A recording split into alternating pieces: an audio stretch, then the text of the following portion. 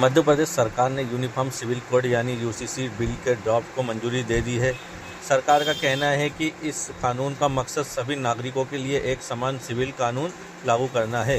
हालांकि इस बिल में आदिवासी समुदाय को फिलहाल छूट दी गई है। इसी फैसले को लेकर खंडवा में मुस्लिम समुदाय ने विरोध जताया है।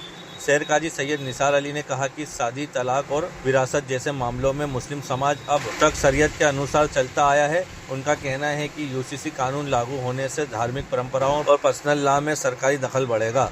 शहर काजी ने यहाँ भी सवाल उठाया कि अगर कानून सभी के लिए समान है तो आदिवासी समुदाय को इससे बाहर क्यों रखा गया है।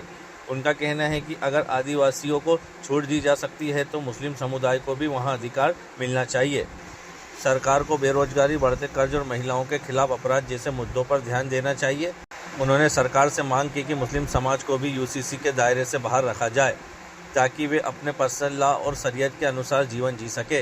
वहीं मुख्यमंत्री मोहन यादव का कहना है कि यूसीसी का ड्राफ्ट समाज के अलग अलग वर्गों से चर्चा और सुझाव लेने के बाद तैयार किया गया है। सरकार का दावा है कि इस कानून का उद्देश्य सभी नागरिकों के लिए समान व्यवस्था बनाना है। देखिए, मध्य प्रदेश के अंदर यूसीसी लागू करने से कबल जो है मध्य प्रदेश हुकूमत ने हर शहर में एक सर्वे करवाया था।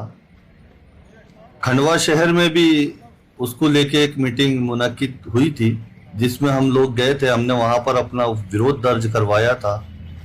और जो मध्य प्रदेश हुकूमत फिलहाल में जो इतनी जल्दबाजी में यूसीसी को लागू कर रही है और ये बता रही है कि हम सबको समान कानून देना चाहते हैं, तो सबसे पहले आपत्ति मेरी है कि अगर आप सबको समान कानून देने की बात करते हैं तो आपने आदिवासी समाज को इससे दूर क्यों किया है।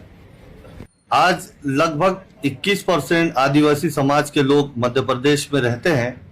उन लोगों को अगर आप अच्छा समझते हैं इस कानून को, तो उन लोगों को वंचित क्यों रखा गया है। जहाँ तक के मुसलमानों की बात है तो यूसीसी का हम लोगों ने शुरू से विरोध किया है। चूँकि हमारे तमाम मसाइल जितने भी हैं, शादी के हैं, निकाह के ताल्लुक से हैं, विरासत के ताल्लुक से हैं, तलाक के ताल्लुक से हैं, तो हम लोग इसको शरीयत की रोशनी में हल करते आए हैं और आगे भी करते आएंगे। जहाँ तक के उम्र का सवाल है निकाह के अंदर, तो हम उसका पालन करते हैं।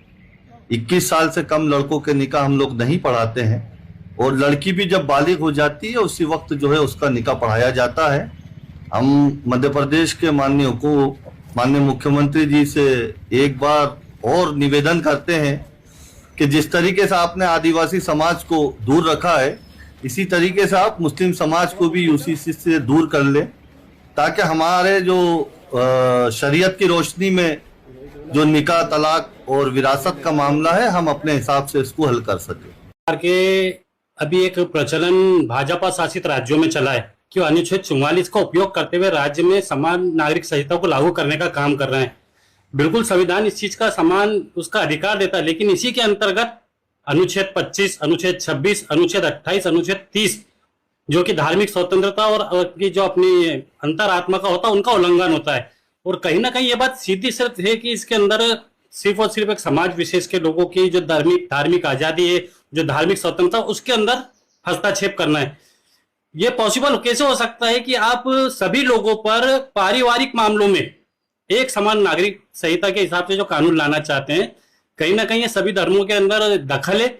और जिस प्रकार आप आदिवासी समाज को छोड़ना चाह रहे हैं लेकिन मुस्लिम समाज को उसके अंदर आप रख रहे हैं, यानी ये बात दर्शाता है कि आपकी मंशा सिर्फ और सिर्फ मुस्लिमों के जो धार्मिक अधिकार है, जो उनकी धार्मिक मान्यता, उनके अंदर हस्तक्षेप करना, इसके अलावा कुछ नहीं है। आज प्रदेश को आवश्यकता है रोजगार की, जो हमारे प्रदेश में नहीं है। आज आवश्यकता है जो हमारे प्रदेश पे प्रति महीने जो कर्ज की दर है वो बढ़ते जा रही है, उसको कम करने की, उसकी तरफ ध्यान नहीं है। आज आवश्यकता है महिलाओं पे जो अत्याचार हो रहा है उसको रोकने की, उसके लिए आवश्यकता नहीं है। लेकिन यूसीसी के लिए समय है। क्या यूसीसी लागू करने से हमारा प्रदेश विकसित राज्यों में आ जाएगा? क्या हमारे प्रदेश में बेरोजगारी हट जाएगी? क्या हमारे ऊपर जो कर्ज बढ़ रहा है वो हट जाएगा?